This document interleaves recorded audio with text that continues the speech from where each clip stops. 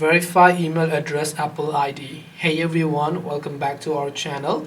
In today's video, we are going to learn how we can verify the email address of Apple ID. So make sure to watch the video till the end. So if your Apple ID asks you to keep verifying your email address, normally you will just get a pop-up in the settings application whenever you open it. Right under your Apple ID profile, you'll find your email address, which you can simply select from there. And once you select the email address, you will be able to go ahead and then basically tap on the verify your email address option. Then it's going to send a verification code, mind you. So this will be the email where it will send the verification code.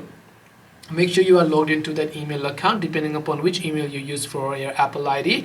Once you get the code, you'll be able to successfully verify with your Apple ID account.